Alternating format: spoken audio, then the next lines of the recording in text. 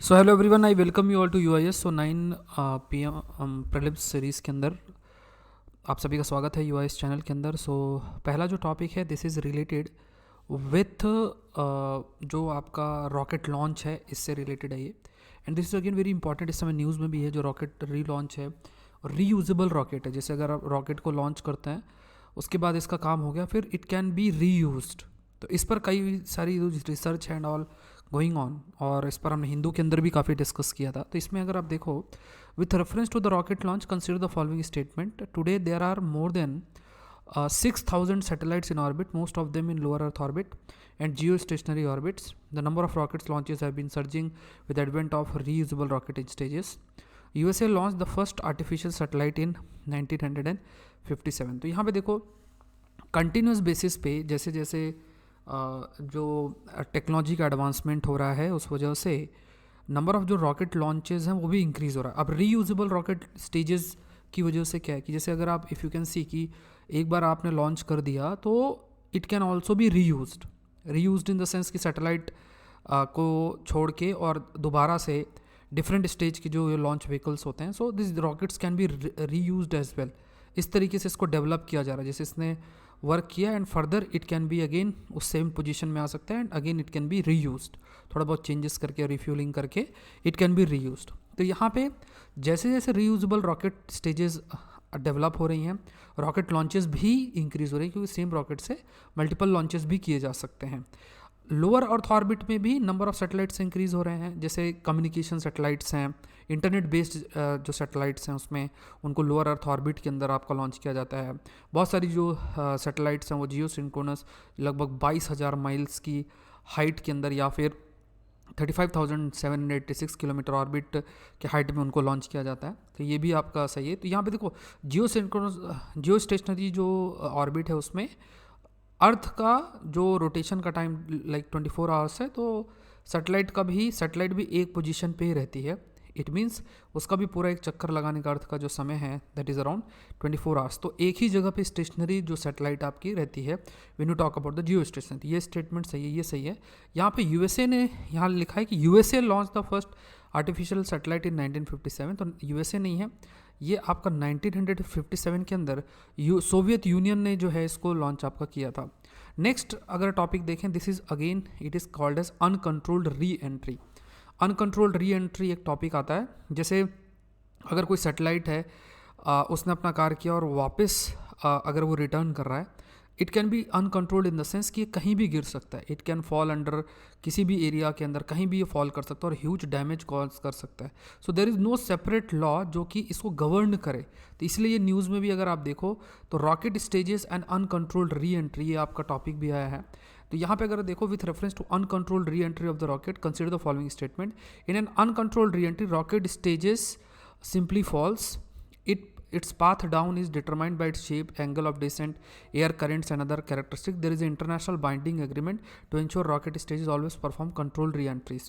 तो देखो यहाँ पे रॉकेट स्टेजेस डिफरेंट स्टेजेस होते हैं। जैसे अगर एक रॉकेट है, अब उस रॉकेट के अंदर देर आर मल्टीपल स्टेजेस, कि पहले ये एक फ्यूल इस्तेमाल होगा, फिर जैसे लाख 3, 3rd और 4th स्टेज में जो क्रायो फ्यूल्स हैं, क्रायो टेक्नोलॉजी का इस्तेमाल आपका किया जाता है, जिसमें डिफरेंट फ्यूल्स उन्हें फ्रोजन फॉर्म में रहते हैं, वो आपके फ्रीज़ किए हुए होते हैं और उनका इस्तेमाल किया जाता है, जैसे हाइड्रोजन, ऑक्सीजन, इस टाइप से इनका इस्तेमाल आपका किया जाता है। तो मल्टीपल स्टेजेस हैं। सो अनकंट्रोल्ड री एंट्री में रॉकेट स्टेज सिंपली फॉल करता है। Like for example you can see here, यहाँ पे वो सिंपली फॉल कर रहा है, it is simply falling. And यहाँ पे आपको ध्यान में रखना है कि कोई भी, there is no international binding agreement. There is a convention जिसे कहा जाता है, that is liability, it is called as liability convention. इसे कहा जाता है लाइबिलिटी कन्वेंशन 1972। सो ये लाइबिलिटी कन्वेंशन ऑलरेडी एग्जिस्ट करता है, जिसके तहत जो कंट्री है वो डैमेज के लिए पे करेगा, लेकिन कंट्रीज ऐसा लाइबल नहीं है कि कंट्रोल री एंट्री जो है उसको रोक सके। मतलब देर is a need for a law जो कि कंट्रोल री एंट्री को अलाउ ही ना करे। ये गलत है। देन दोनों स्टेटमेंट सही, आंसर इसका 1 और 2 है। नेक्स्ट है फार्मर्स के ऊपर। फार्मर्स की बात करें तो फार्मर्स डे एक इम्पॉर्टेंट डे बनता है, जिसे हम किसान दिवस भी कहते हैं, और ये दिसंबर 23 को सेलिब्रेट आपका किया जाता है। एंड जो चौधरी चरण सिंह है, उनकी बर्थ एनिवर्सरी को सेलिब्रेट करने के लिए बनाया जाता है, हर साल नेशनल फार्मर्स डे ऑब्जर्व किया जाता है कई सारे स्टेट्स जो हैं। तो यहाँ पे अगर देखा जाए, यहाँ पे if you can talk about national farmers day, तो ये सेलिब्रेट दिसंबर 25 को लिखा है, तो ये 23 को होता है। और यहाँ पे क्या है कि birth anniversary of Atal Bihari Vajpayee, तो बर्थ एनिवर्सरी अटल बिहारी वाजपेयी नहीं है, ये चौधरी चरण सिंह हैं। एंड ये किसान लीडर भी थे जो कि प्रेसिडेंट थे फ्रॉम जुलाई 28 से 1979 अंटिल जनवरी 14 1980। और इन्होंने काफ़ी सारा जो कार्य भी किया है फार्मर्स के एरिया के अंदर। तो ये दोनों स्टेटमेंट आपके गलत है, आंसर है that is neither one not two. तो यहाँ पे अगर आप देखोगे इकोनॉमिक टाइम्स के अंदर है कि wise December 23 celebrated as farmer day और किसान दिवस। तो he also launched various farmer welfare program and in celebration of Charan Singh birth anniversary the government celebrated Kisan Diwas in 2001 के अंदर सेलिब्रेट किया गया। Next is about the social progress. Continuous basis में report आती रहती है and there is a case of a social progress. तो यहाँ पे अगर आप देखोगे पीआईबी की न्यूज़ है सोशल प्रोग्रेस के बारे में, ये है for states and district level. तो यहाँ पे देखो पहला स्टेटमेंट है related with social progress index for state and district, जो रिसेंटली रिलीज हुआ है, made by institute for competitiveness and social progress imperative. SPI is comprehensive tool that can serve as a holistic measure for a country's social progress at the national sub national level. The index assesses states and district based on 12 component across the 3 critical dimension of social progress: human basic human needs, foundation of wellbeing and opportunity. So यहाँ पे आपको याद रखना है कि ये इस institute के द्वारा जारी किया जाता है, institute for competitiveness and social progress, ये सही है।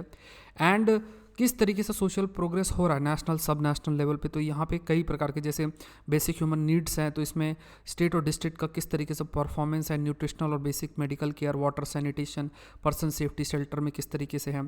फिर फाउंडेशन वेलबींग की बात करें तो इसमें प्रोग्रेस देश किस तरीके से कर रहा है वेलबींग को देखा इसमें जाता है। Basic knowledge, access to information, communication, health, wellness, environment, quality, इन सब को देखा जाता है। Opportunity focus, personal rights, personal freedom, choice का inclusiveness, personal freedom, choice, inclusiveness, सभी डेवलपमेंट प्रोसेस में इन्वॉल्व हैं कि नहीं हैं, एक्सेस टू एडवांस्ड एजुकेशन, ये सब चीज़ें हैं। तो यहाँ पे ये डिफरेंट क्राइटेरिया के बेसिस में आपको 12 कंपोनेंट है, 3 क्रिटिकल डायमेंशंस हैं जो कि इसके अंदर इंक्लूडेड है। तो यहाँ पे तीनों ही स्टेटमेंट्स आपके सही हैं। नेक्स्ट देखते हैं, this is related with a very important aspect called as battery. तो एक टर्म न्यूज़ में है जिसे हम कहते हैं सैंड बैटरी। सैंड बैटरी के बारे में है ये। तो यहाँ पे अगर आप देखोगे तो डाउन टू अर्थ की न्यूज़ है। This sand battery could be a solution for Europe's energy crisis. So with reference to the sand battery consider the following statement: is a high temperature thermal energy storage that uses sand और sand like material as its storage medium.